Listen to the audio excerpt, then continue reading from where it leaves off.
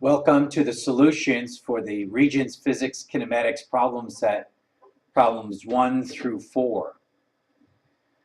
We start off in our kinematics unit here by looking at motion graphs and the information that can be extracted from them.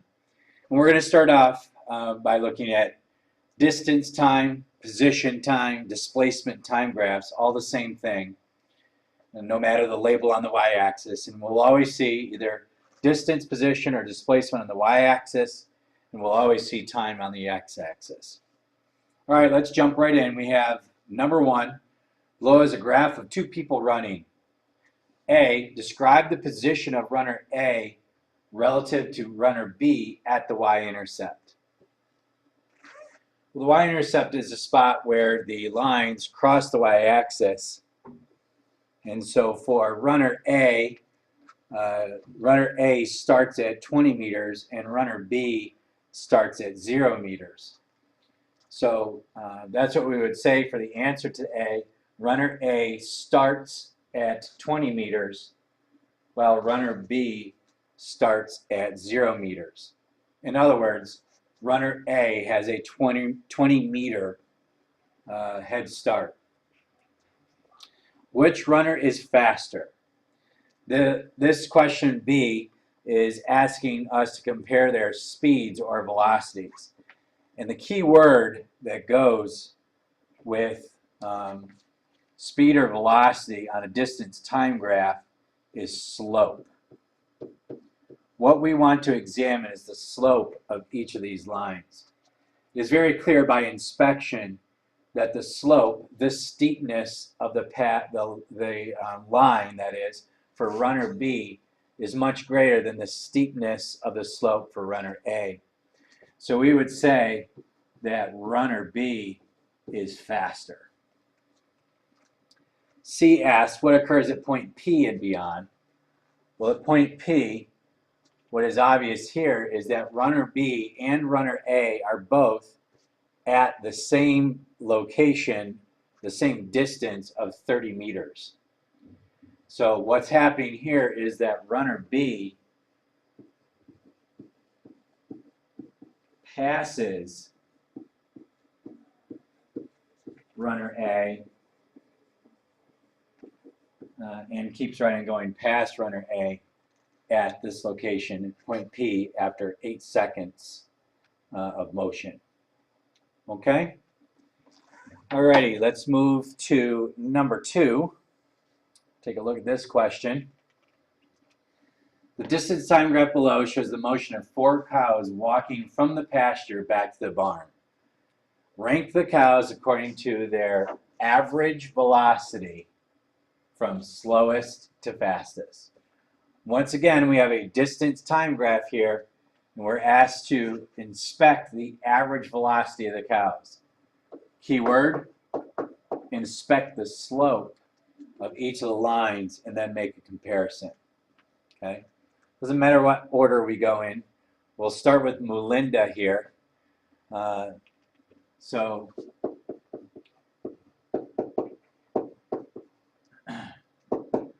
Melinda's average velocity, V with a bar over the top, is going to be the slope, change in y over change in x. And the change in y, if we take a spot here, looks like if we take this spot right here on Melinda's graph, that the change in y is 30 minus 20, which is 10. And the change in x in that is 4. So that looks to be 2.5 meters per second. Elsie, average velocity equals the slope, change in y over change in x. Let's pick out some good spots for Elsie here.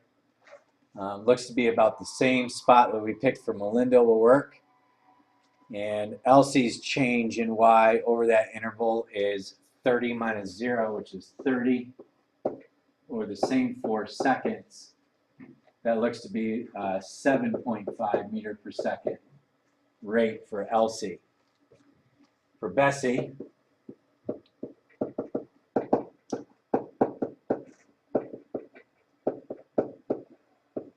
we got to pick a spot here to analyze Bessie's slope. We'll pick that spot right there and the origin.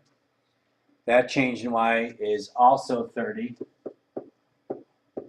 but happens in greater time, which is 6 seconds. 30 divided by 6 is 5 meters per second. So that would be Bessie's average velocity. And lastly, we have Dolly.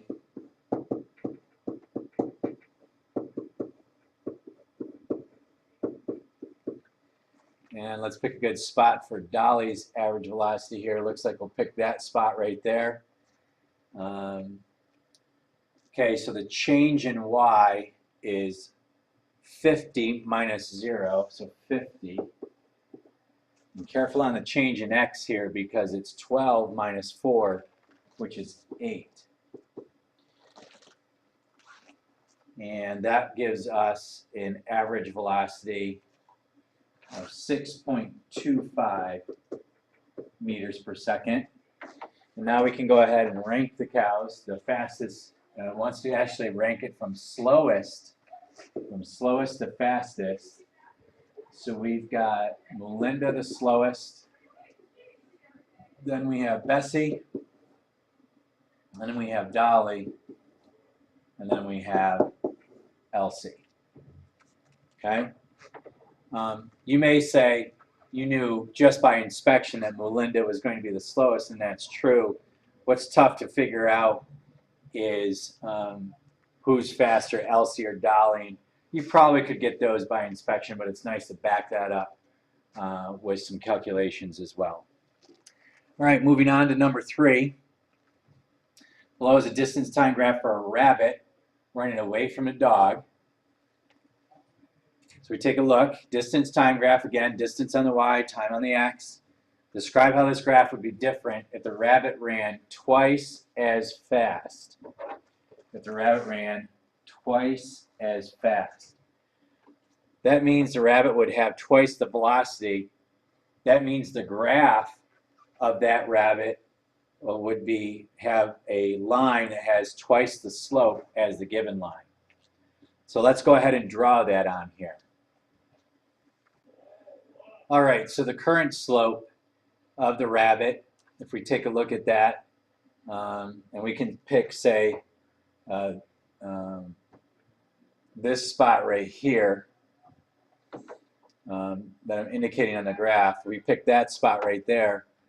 That would be a slope of 40 divided by 8, change in y or change in x, and that would give us a slope of 5. So the rabbit in the graph that's given is going 5 meters per second. That means we need the rabbit to going twice as fast, so we need a slope of 10 meters per second. Okay? So when we go ahead and draw our line, that means we want the graph to look something like that.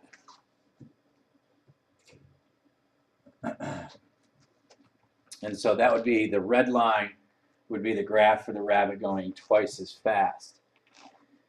B, describe how this graph would be different if the rabbit ran in the opposite direction. Well, that means that instead of the distance being gained over time, that the distance would be lost over time. So if it was the same exact graph, that means that it would start at 60 and end at 0 meters in the same amount of time. And we'll indicate that one in blue just to keep them straight. So the red line is the answer to A, and the blue line is the answer to B. Okay? Again, as always, if you have any questions on any of these, anything you don't understand, make sure you ask in class tomorrow when we have an opportunity to review these. All right, lastly, number 4.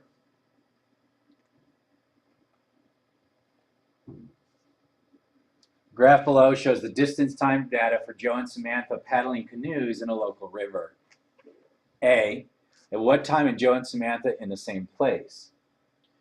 Well, their lines cross over each other at this spot right here, And if we follow that down to the time axis, we can see that Joe and Samantha are in the same place at t equals 1 second. So they're at the same location. How much time does Joe spend on the river before he passes Samantha?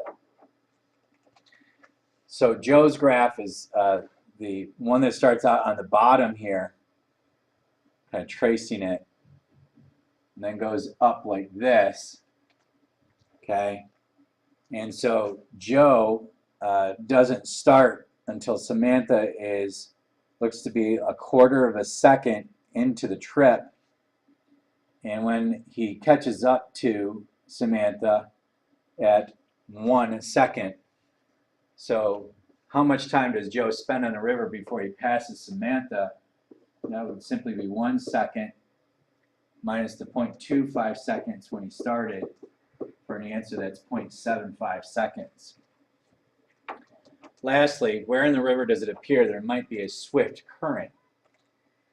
Well, the indication on this graph that there may be a swift current would be anywhere where all of a sudden both their speeds picked up at the same rate, or picked up at a greater rate rather, or the same interval of distance.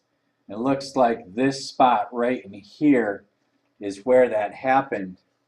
So where on the river does this happen? They're asking for the position in the river. And it looks like that happens between 6 and 9 seconds. Okay? All right, so some basic introduction to some motion graphs here. Distance, time motion graphs. There are other kinds that we'll look at during the course of this unit. Nice introduction, and more to come in class tomorrow.